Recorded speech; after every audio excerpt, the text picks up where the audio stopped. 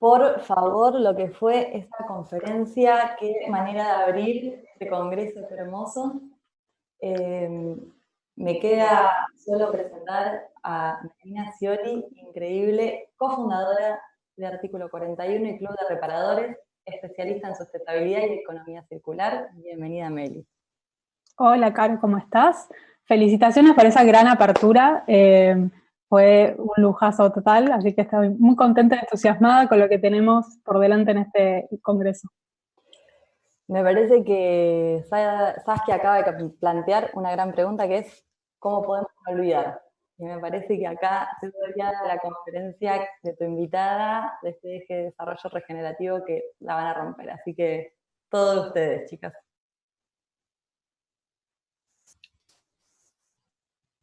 Bien.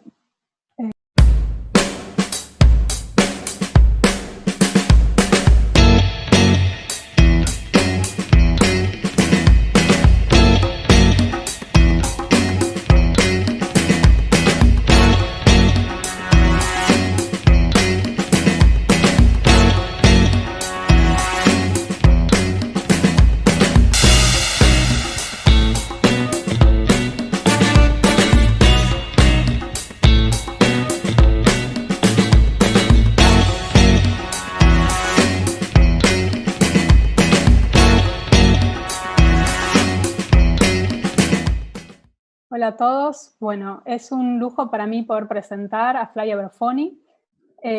Flavia Brofoni es politóloga especializada en relaciones internacionales, en gestión ambiental y en desarrollo regenerativo. De hecho, fue quien me introdujo a mí a este, digamos, renombrado enfoque para pensar soluciones que presenta el desarrollo regenerativo. Fla también es oradora de TEDx Río de la Plata y recomiendo muchísimo que vean su presentación. Es cofundadora de Rebelión o Extinción Argentina y es docente en Ecología Política y Desarrollo Regenerativo. Hola Flavia, ¿cómo estás? Muy buenos días, Meli, gracias por la invitación. Buenos días a todos.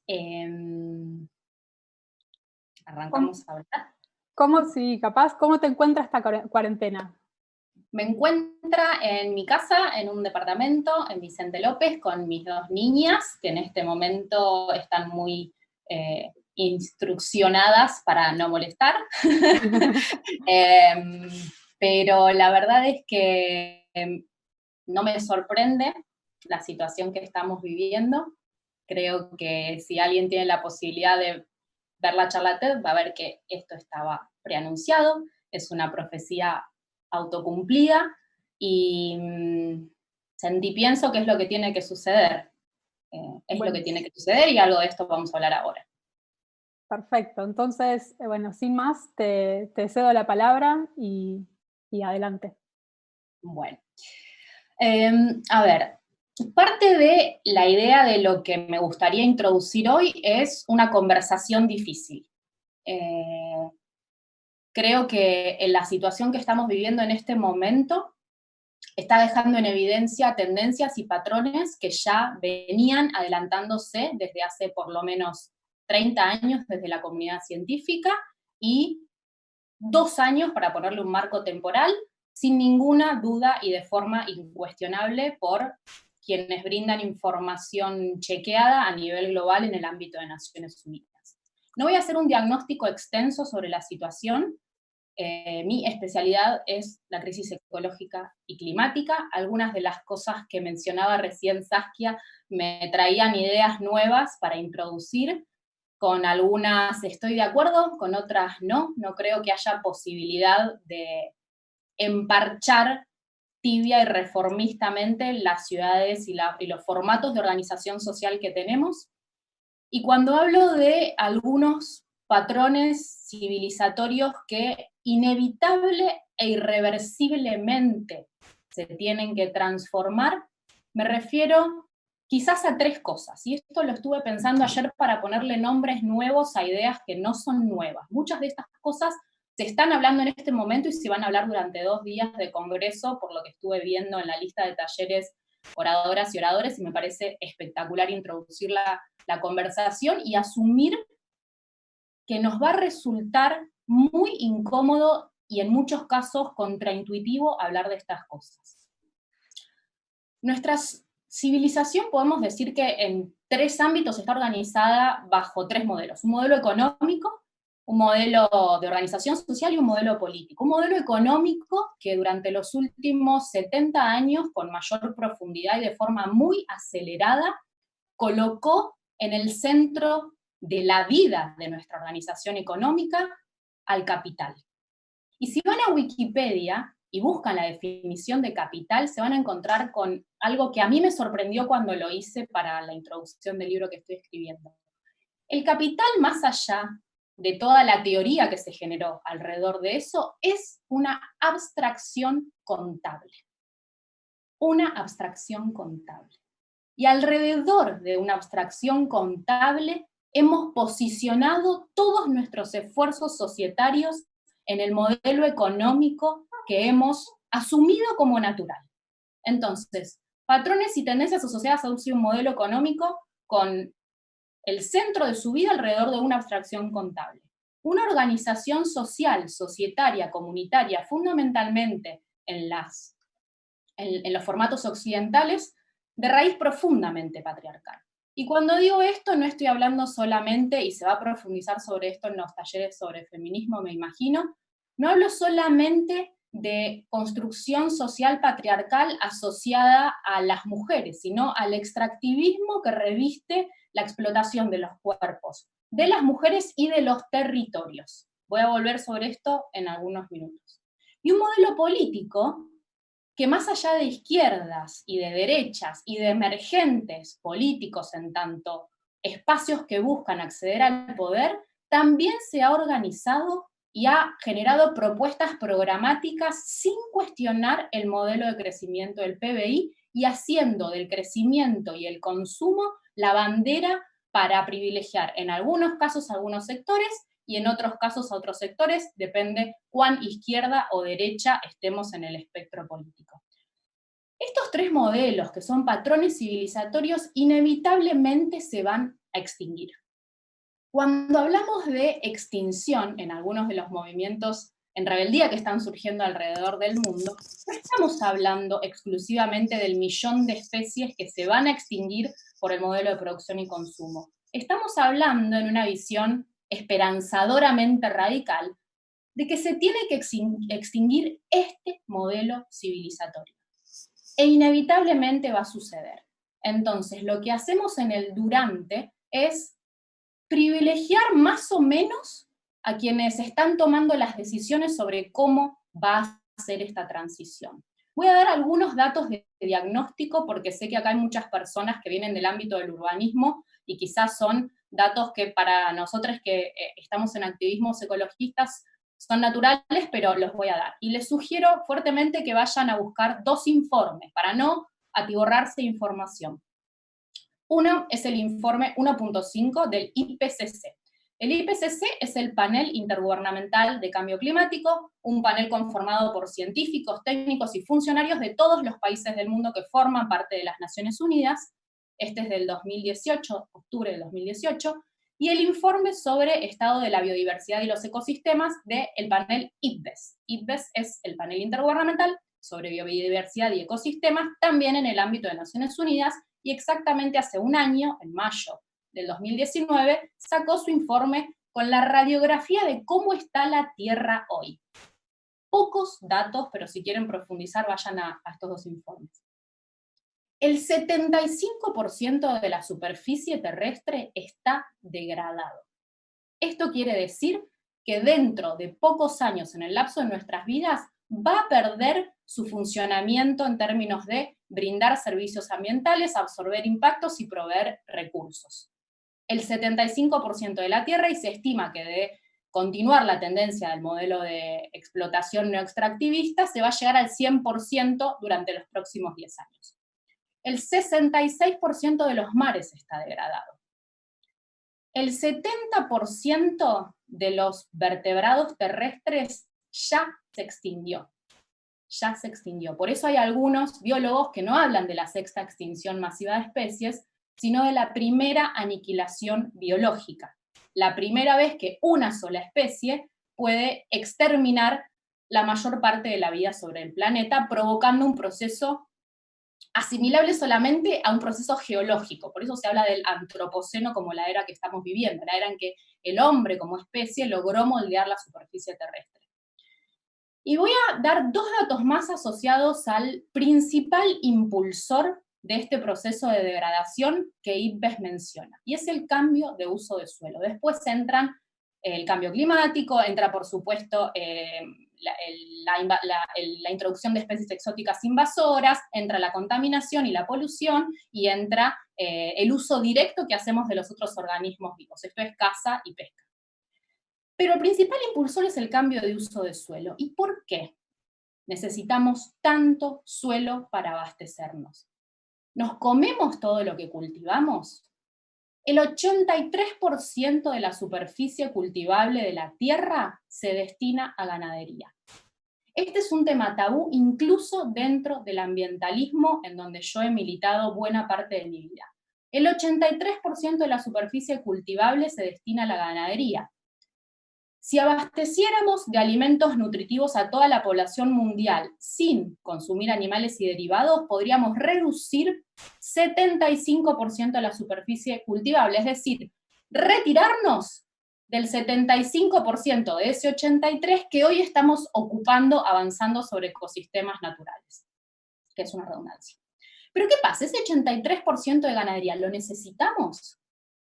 El 18% de las calorías del mundo se generan con animales para consumo humano y solamente el 38% de las proteínas. No necesitamos ocupar el 83% de la superficie cultivable con animales, que además entran en procesos de industrialización. Entonces, la mayor parte de la superficie cultivada hoy no es para proveerle cultivos a las personas, sino para alimentar animales industrializados en fundamentalmente países emergentes que están accediendo a dietas occidentales en su crecimiento económico, sudeste asiático, China, etc. Toda esta bola de datos arroja que hacia 2050, calcula el Banco Mundial, 4.000 millones de personas van a vivir en áreas en donde no se puede cultivar por la degradación del suelo y con estrés hídrico permanente. Esto es un apartheid climático, según las propias Naciones Unidas. En 30 años, la mitad de la población mundial luchando por su comida y su agua. Esto es muy importante sostener en mente cuando hacemos análisis, porque es muy fácil caer en falsas esperanzas de remediaciones parciales sobre nuestro modelo de desarrollo, tocando alguna cosita por acá, emparchando algún indicador por allá. Si el modelo de desarrollo no se reconvierte hacia ser profundamente regenerativo y anclado en los territorios, esto no va más. Retomo la narrativa. Esta transición inevitable e irreversible es hacia una nueva civilización. El modelo capitalista y de extractivismo sobre territorios y cuerpos no va más. Como dice Virginie Despentes, es patriarcal en términos de explotación de los cuerpos, no solo para las mujeres, porque los hombres en situaciones de paz son funcionales y están destinados a abastecer a la producción, y en tiempos de guerra al Estado. Y esto es muy interesante para sacar la lucha de géneros de esta conversación. El patriarcado es otra cosa. Son nuestros cuerpos destinados hacia alimentar sistemas que no son los que ponen en el centro a la vida. Entonces este modelo civilizatorio que ya está inevitablemente extinguiéndose va a dar una batalla más, ¿no? Es como un parásito. Va a dar una batalla final que es violenta y está demostrando ser virulenta también. La narrativa de regeneración lo que busca traer a la conversación también es una situación incómoda en donde los pocos centros de poder que tienen muchos privilegios, como decía recién Saskia en la conversación anterior, van a dar una batalla final y lo están haciendo. La narrativa de regeneración implica renuncias, lo que no puede volver después de una disrupción como la que estamos viviendo en este momento, y esta es una conversación que ya está ocurriendo en muchos ámbitos. ¿Qué cosas no pueden volver? ¿Puede volver una normalidad en donde la flota de aviones global esté impactando en nuestro clima solamente para privilegiarnos a unos pocos que podemos viajar en avión? ¿Puede volver una dinámica económica profundamente anclada en la producción de cosas que nadie necesita y que son obsoletas desde el diseño, desde la programación, pero también desde la percepción de las personas. Esto también va a estar en otro taller durante el Congreso y me encanta, y ustedes son aparte las más especialistas en este tema. ¿Puede volver un país que abastezca de cosas que no se necesitan y alimentos hiperindustrializados que tampoco son los que nos nutren y nos están llevando a un sistema de salud enfermo y tóxico a la nueva normalidad? Todo eso puede volver, debe volver, debe volver. Esas preguntas tienen que ver con la adaptación profunda que ya hemos empezado a transitar, aunque no fuéramos conscientes de ello. Pero como decía recién, donde hay poder siempre hay resistencia. Y en esta construcción narrativa de adaptación profunda, yo creo que los movimientos activistas, los territorios, los lugares, pero también en la política, se va a tener que dar una batalla por la definición de conceptos, ¿no? Y el desarrollo regenerativo es central en esto, porque se habla de regeneración en tanto recomposición ambiental, se habla de regeneración en tanto no sé, recuperación de un territorio, pero el desarrollo regenerativo viene a plantear otra cosa y ustedes lo van a profundizar mañana con Rodri en el taller. El desarrollo regenerativo viene a plantar un abordaje en donde las comunidades ancladas en los lugares sean las que aporten datos y patrones de relacionamiento asociados a lo que es mejor para ese lugar. Hemos enarbolado las bondades de replicar casos de éxito, de ganar escala con proyectos exitosos, y la escala humana se perdió completamente en el proceso de volvernos globales. En esta batalla por definición de conceptos, y vuelvo a esto porque es central en lo que viene, definir también qué es el modelo capitalista es algo a lo que le venimos teniendo miedo incluso quienes sin ponerle ese nombre veníamos militando desde hace muchos años. Ayer pasó algo muy interesante, que recomiendo seguir, está ahora en las noticias, un tuit de Adriana Puigros, la viceministra de Educación, en donde ella dice que el origen de la pandemia está en el capitalismo financiero.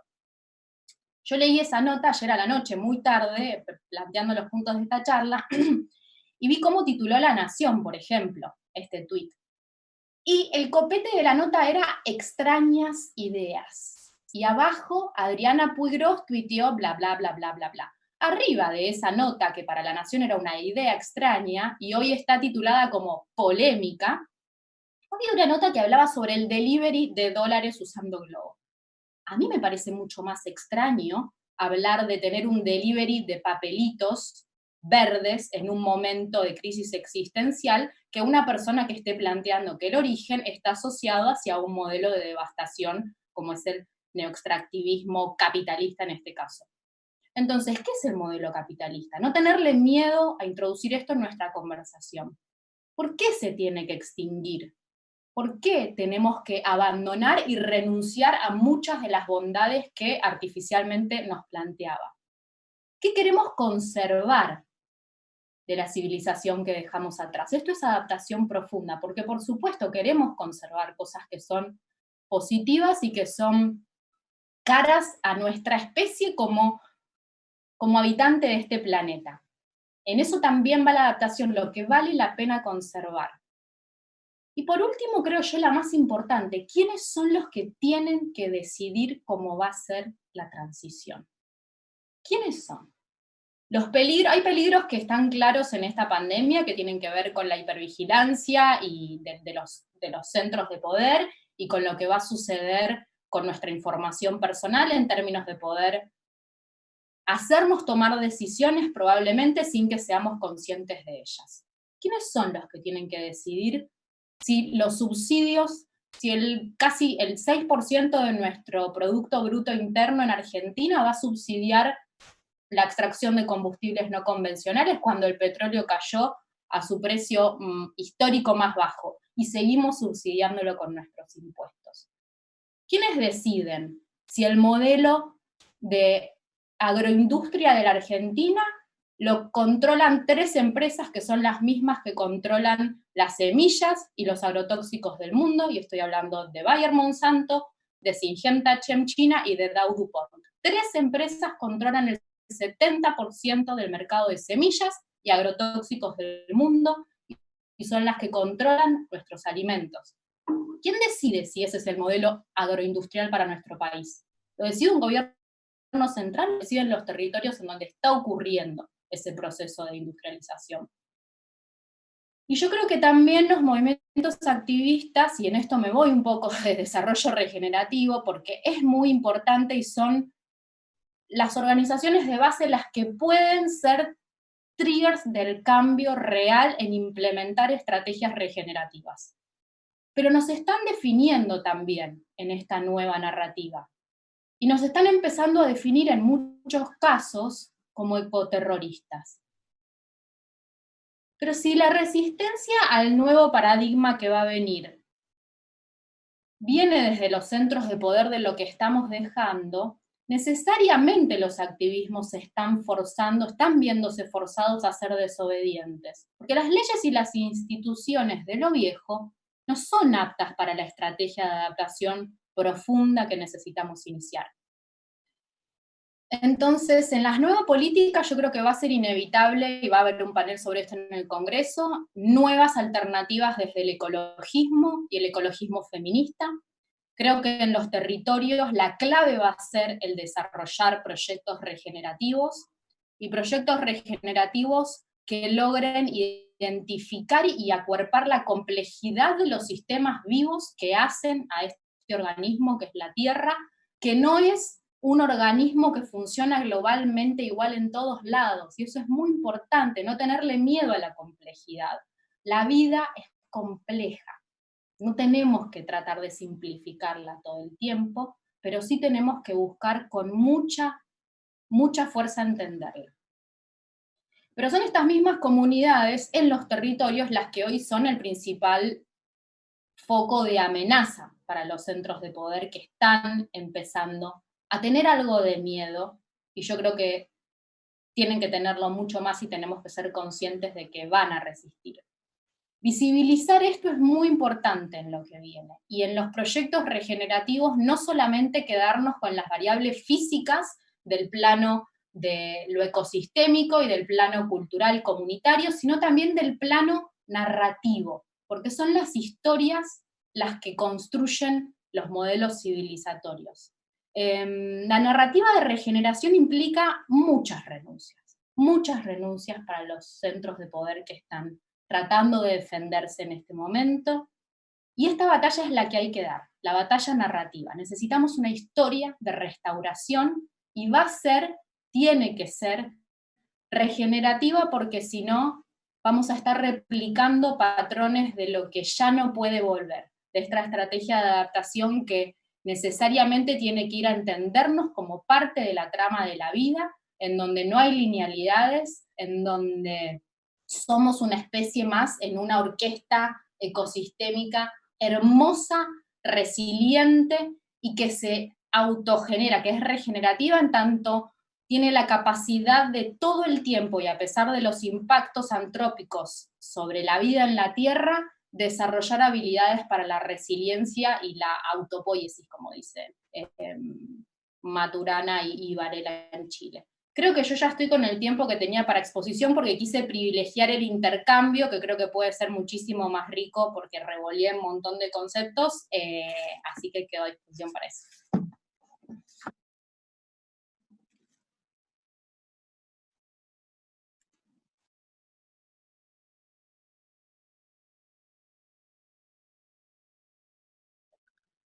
Y me encanta haber inaugurado la primera perlita de este congreso, que es no haber desmuteado mi micrófono mientras estaba conversando. Así que voy a volver a repetir que estamos recibiendo preguntas a través de Slido aquí debajo, y que muchas gracias, Flavia, y que vamos a pasar ahora a este momento y a sumar la participación. Me quedé un poco con lo que comentabas respecto de la nueva narrativa que necesitamos, y como traigo a colación algo que plantea Georges Monbiot, que entiendo que también es alguien a quien vos Seuss, que dice que los que cuentan las historias son quien verdaderamente como que conducen el mundo, ¿no? ¿Crees esta nueva, digamos, de alguna medida el desarrollo regenerativo propone una nueva narrativa y un nuevo enfoque de cómo abordar un territorio y cómo abordar una solución que digamos, que deja de buscar emparchar y simplemente sostener a buscar una transformación más profunda que genere esta capacidad? ¿Cuáles crees que son los límites de la regeneración en las ciudades? ¿Existen estos límites? Súper interesante la pregunta. Como la propia teoría de la metadisciplina del desarrollo regenerativo indica, me es imposible generalizar esta respuesta. Creo que va a depender de cada ciudad, en cada lugar de emplazamiento que esa ciudad tiene. Definitivamente las megaciudades de 3 millones de habitantes difícilmente vayan a poder atravesar procesos de adaptación profunda o de regeneración sin cuestionarse las bases mismas. Las ciudades, las megaciudades, son tan dependientes de las inyecciones externas de recursos materiales y energéticos que en un proceso de colapso generalizado, colapso ecosistémico masivo en los próximos 10 años, esto no lo mencioné, pero también es algo que tomo como línea de base.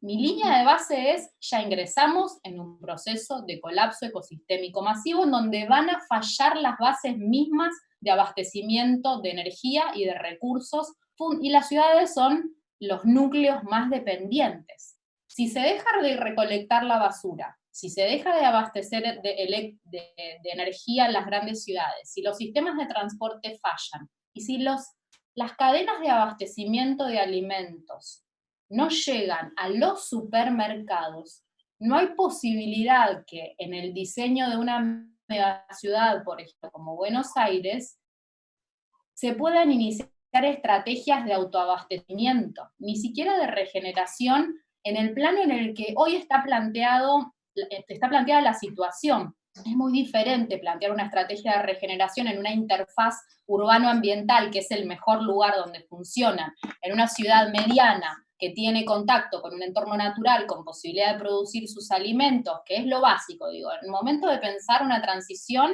y una transición localizada, alimentos y agua, todo lo otro es absolutamente secundario, pero hoy estamos en un nivel tan crítico que el preguntarnos hacia dónde y qué privilegiar es alimentos y agua. Las megaciudades yo no creo que tengan posibilidades de adaptarse a un modelo de desarrollo regenerativo con las bases que hoy tienen planteadas, porque son demasiado dependientes. Y se alimentó mucho también, y en eso Saskia recién decía algunas cosas con las que yo acordaba y algunas otras con las que no. Las megaciudades concentradas en edificios pueden ser eficientes en términos energéticos. Ahora son absolutamente vulnerables en un contexto de colapso como en el que ya ingresamos. Absolutamente vulnerables. Y no hay eficiencia energética que valga en un contexto de transición civilizatoria como en el que estamos. Por eso cuando se habla de la salvación que pueden traernos ante la situación en la que estamos,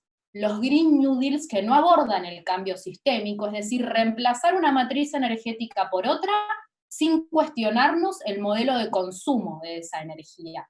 ¿Vale la pena abastecer una matriz eléctrica, en el caso de Argentina, que hoy es en más de un 80% alimentada por combustibles fósiles, por renovables? Es imprescindible, hay que hacerlo, no lo cuestiono, obviamente es una meta, ya tiene que suceder. Ahora, ¿es suficiente cambiar una fuente de abastecimiento por otra sin cuestionar para qué se usa y quiénes usan esa energía?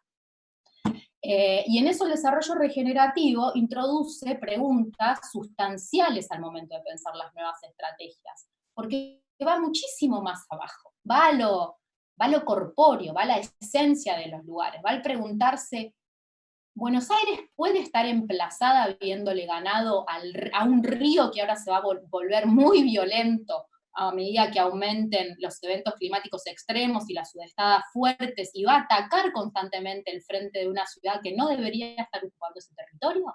¿O hay que retirarse y dejarle espacio a la naturaleza? Esa es una pregunta que las estrategias con mirada regenerativa se hacen y son posibles de hacer aún en contextos urbanos tan grandes, pero para mí, y esta es mi visión, las megaciudades no tienen posibilidad de sobrevivir el proceso en el que ya ingresamos. Si lo hubiéramos hecho hace 10 años, podríamos haber transitado un proceso diferente. Ahora ya no hay tiempo, hay que descentralizar. Bien. Te quería pedir que si podías repetir los dos informes que mencionaste anteriormente, el del IPCC, Sí. parece que lo dijiste muy rápido y la gente no llegó a... Ok, es el informe 1.5 grados del IPCC, esto es el Panel Intergubernamental de Cambio Climático de Naciones Unidas, octubre del 2018, y el informe de IPBES, el Panel Intergubernamental de Biodiversidad y Ecosistemas, de abril-mayo 2019. Bien. Retomo lo que planteabas respecto de cómo hacemos para replantearnos los consumos, ¿verdad? Como si entendemos esta ciudad como un metabolismo en donde, digamos, básicamente consiste en este flujo de energía, en donde, digamos, ingresa determinada energía y también produce y descarta otros materiales y recursos. ¿Cómo hacemos para este replanteo cultural? Y la pregunta que más votos recibió, creo que es porque estamos streameando desde Buenos Aires, desde Argentina, es cómo deconstruimos una sociedad en donde el hábito de consumo de carne está tan arraigado culturalmente e industrialmente como en el caso de nuestro país. No lo sé. Yo no planteo el cómo se pueden hacer las cosas, yo estoy planteando lo que es necesario hacer para ser coherentes con el diagnóstico científico. Ahora, vuelvo. Nuestro hábito, digo, no en mi caso, que yo no consumo carne, pero el hábito de consumo no está asociado a una forma de producir ese producto. Entonces, a las personas que les guste comer animales, podrán hacerlo en una inevitable reducción en la frecuencia. Esto es según el informe Lancet del 2018 sobre la posibilidad de abastecer al mundo con alimentos nutritivos. También lo recomiendo, informe Lancet 2018. Se establece que para poder sostener el funcionamiento ecosistémico, aún abasteciendo de alimentos, incluida la carne y sus derivados, a la población, hay que reducir el consumo en un 90%. Esto es poder comerte un asado una vez cada 10 días si comes animales. Digo, hay muchas otras consideraciones alrededor de eso. Ahora, ¿de dónde viene esa carne? No puede venir de granjas industriales de animales tratados como productos. Y no solo por cuestiones éticas, sino porque las granjas industriales que crían, inseminan, desarrollan y matan animales para nuestro consumo, además son las principales consumidoras de antibióticos del mundo. El 90% de los antibióticos del mundo se usan para inmunizar animales industrializados. ¿Ustedes se imaginan la resistencia bacteriana que eso está generando a nivel global?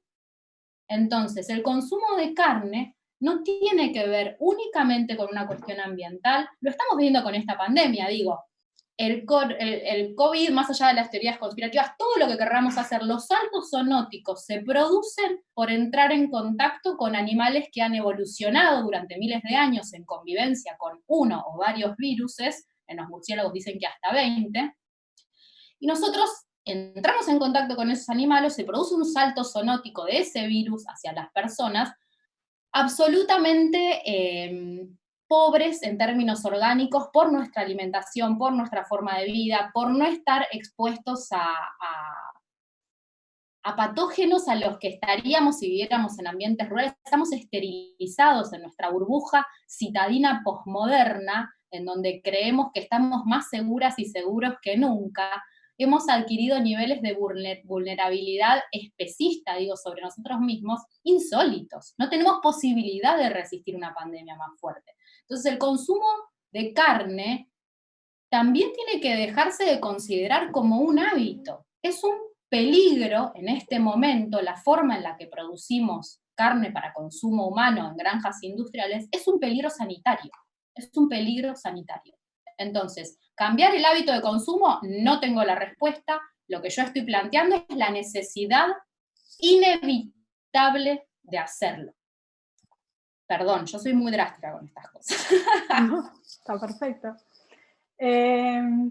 Y una pregunta, ahí mencionabas, bueno, vamos a tener un panel mañana que un poco busca reflexionar sobre las relaciones en la crisis climática y ecológica y la crisis sanitaria, porque sin duda, digamos, podemos establecer algunas analogías respecto de cómo, como mencionabas, nos muestra la vulnerabilidad, nos muestra la fragilidad, nos hace lidiar con la incertidumbre, y me preguntaba también, en algún punto, mi creencia es que nos empieza a ejercitar determinados músculos que deberíamos necesitar para enfrentar la crisis climática también, como la acción colaborativa sincronizada global, como, sí, en definitiva, escuchar a la ciencia y responder a la ciencia para la toma de decisiones, cómo confiar en un Estado que procura el bien común. Entonces me pregunto, ¿qué crees que nos puede, qué lecciones nos puede dejar la crisis sanitaria para enfrentar la actual crisis climática que ya estamos viviendo? Mencionaste dos cosas que a mí me están interpelando mucho en el buscar tratar de tener claridad sobre la situación. Yo creo que estamos muchas y muchos hablando mucho y generando ruido, y siento que es un momento de tomar perspectiva y tratar de identificar algunos patrones. Mencionaste dos cosas que son espectaculares, que han estado en el centro del debate en este momento, y que en cierta forma y desde mi mirada se contraponen y hay que tener mucho cuidado. Y esto es, por un lado, la construcción de redes ciudadanas para hacer frente a una amenaza común, en términos de solidaridad, en términos de lo que se ha generado comunitariamente para sostenernos en este momento. Pero yo creo que lejos de favorecer el proceso en el que vamos a entrar, un Estado maternante es un factor de peligro. No estoy diciendo con esto que no sea necesario seguir las indicaciones de quienes están velando por el bien común en este momento, y yo creo que se han tomado muchas medidas muy positivas, y creo que tenemos una enorme suerte de estar viviendo en este país en este momento por muchas cosas, entre ellas por la forma en la que se abordó desde el gobierno la atención de la crisis sanitaria con respecto a los más y a las más vulnerables también. Esto no quita que tengamos que mantenernos muy alertas y hacernos cargo de nuestro propio destino. Delegar en un Estado maternal el cuidado comunitario, asumiendo que el Estado es un gobierno, y es un gobierno que fue electo y es sostenido bajo democracias, esto es otra gran conversación, que no son reales. Bajo falsas democracias en donde el sistema de representación está viciado por todos lados, en donde las personas a las que elegimos para acceder al poder, y fundamentalmente esto se ve en el poder legislativo, rápidamente pueden cambiar de opinión, pueden cambiar de destino y dejan de representarnos. Por eso creo que tiene mucho más valor y es imprescindible apuntar a construir redes ciudadanas para la transición que el hecho de delegar en un Estado maternal omnipresente nuestro cuidado, aunque esté haciendo las cosas bien. Porque mañana cambia el gobierno, o cambia el funcionario de turno, o incluso cambia una sola figura, el presidente, y hemos construido nuestra historia para navegar esta incertidumbre creyendo que el Estado nos va a cuidar. Y está demostrado durante los últimos 50, 70, historia de la humanidad, pero digo 70 años post Segunda Guerra Mundial, cuando empezó la gran aceleración de degradación ecosistémica, que los estados como unidades administrativas de los bienes comunes no están haciendo bien su trabajo. Bien, voy a retomar una pregunta del público. Nos dice, ¿Cómo ves el impacto de la limpieza de las ciudades a partir de esta cuarentena mundial? Sobre todo en temas de movilidad, preguntan, ¿no? Como vimos muchos de los medios, muchos titulares respecto a cómo se redujo la contaminación en China, mismo en la ciudad de Buenos Aires también, que se redujo el 50% la contaminación del aire. ¿Cómo ves estos titulares? ¿Cómo marcamos esta limpieza, este proceso de pausa que está teniendo el ambiente y de regeneración en alguna medida? Pero ¿cómo ves esta limpieza? Me preguntaron muchas veces esto, muchas personas en este tiempo. A ver, creo dos cosas voy a decir sobre esto.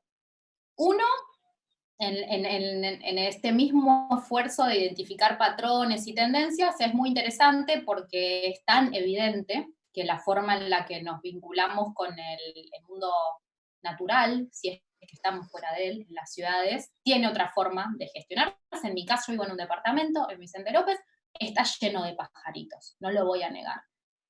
Ciertamente, todas las formas de contaminación visual, sonora, del aire, se redujeron en todas las grandes ciudades, pero las ciudades, entendidas desde una visión sistémica y de desarrollo regenerativo, no son unidades aisladas de todo lo otro. Y seguimos traccionando recursos energéticos y materiales de forma descontrolada, por más de que lo que vemos a través de nuestra ventana sea algo más limpio. Apenas empezó la cuarentena se profundizaron los desmontes en el Gran Chaco americano. Se profundizó el extractivismo sobre territorios porque hay menos personas con posibilidad de salir y denunciar lo que está sucediendo. Se aceleró la maquinaria de subsidios sobre combustibles fósiles porque al no pagarlo cada vez que cargamos nafta o que las industrias meten gasoil en sus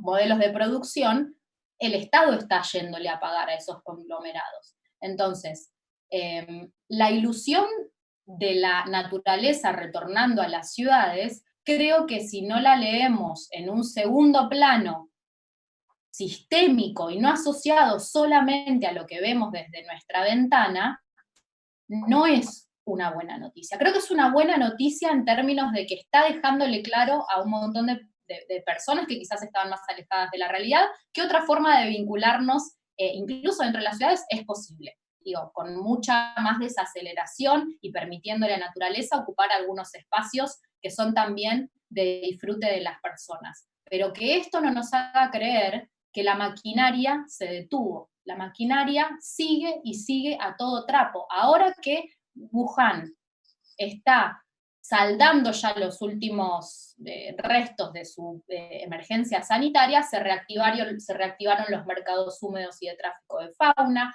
se reactivó la hiperproducción que además tiene que ganar tiempo perdido, con lo cual va a estar muchísimo más concentrada en acelerarse porque necesita recuperarse de un impacto en donde se detuvieron todos los factores productivos. Hay muchas cosas que van a empezar a estar más baratas una vez que se rehabilite todo. ¿Y qué vamos a hacer? Vamos a salir a consumir como locas y como locos porque todo está barato, porque los que producen necesitan vender y nosotros, los que podemos, y estamos en una situación de privilegio, y esto es otro gran capítulo, pero Saskia ya lo abordó, vamos a poder acceder a bienes de consumo baratos, pero obsoletos, porque tenemos la posibilidad. Esa es la nueva normalidad. Entonces, digo, la naturaleza retornando a las ciudades es interesante en términos de tendencia, de posibilidades de desarrollo urbano diferentes a las que venimos teniendo, pero ojo que no nos ponga un velo de artificialidad adelante de nuestros ojos creyendo que con esto es suficiente. Si yo le voy a dar de comer a los pajaritos que están viniendo a mi ventana, voy a usar ahora menos el auto, que está muy bien, pero al mismo tiempo compro por Mercado Libre 780.000 cosas que no necesito y empiezo a comer todos los días bife de chorizo, y mi impacto y mi huella ecológica va a seguir siendo tanto o más grande que la que tenía antes de la pandemia. Creo que ahí das con un punto clave que es un poco, digamos, en el marcado en la incertidumbre general, es qué va a pasar el día después, ¿no? Cuando cuando se retome, digamos, la vida fuera del confinamiento y la cuarentena. ¿Y qué crees que en ese sentido serían como premisas que deberían como incorporarse para esa reactivación a la vida que, bueno, también está esto de no normal, sino porque a qué normalidad, digamos, querríamos volver? Entonces, ¿qué sentís que este momento nos puede aportar para esa reactivación? Una gran pregunta. Quisiera creer, más que lo que creo, quisiera creer que hay un valor incluso metafórico muy interesante atrás de lo que está sucediendo, y es la posibilidad de visibilizar procesos que estaban absolutamente invisibilizados hasta este momento. Como conversábamos recién, visibilizar la posibilidad de que las ciudades tengan más naturaleza adentro. Se han visibilizado muchísimas tareas de cuidado hacia adentro de los hogares que estaban a cargo muchas veces de personas que no estaban adentro del hogar durante la mayor parte del tiempo. Digo, la invisibilización sobre las tareas de cuidado es una parte muy fundante del modelo patriarcal en el que vivimos, y ha quedado evidenciado en algunos casos durante este periodo de aislamiento social obligatorio por simple contacto directo de, en la mayoría de los casos, hombres con una situación cotidiana en un hogar y de tareas que estaban invisibilizadas. Se está visibilizando el poder, y esto en términos de algo que tenemos que profundizar en el entendimiento, se está visibilizando el poder regulatorio inconsciente que tienen los medios digitales, y digo, no medios de información exclusivamente. En Argentina no lo hemos visto con tanta violencia, por así decirlo, pero las herramientas digitales que se han utilizado para controlar la pandemia en algunos países llegaron para quedarse, y llegaron para darle a algunos centros de poder que no son los gobiernos. Cuando yo hablo de centros de poder no estoy hablando exclusivamente de los gobiernos, le han dado más poder que nunca. Y esto tiene y está, creo yo, generando pistas de visibilización en personas que hasta ahora quizás no se habían cuestionado darle toda su información de hábitos a Facebook.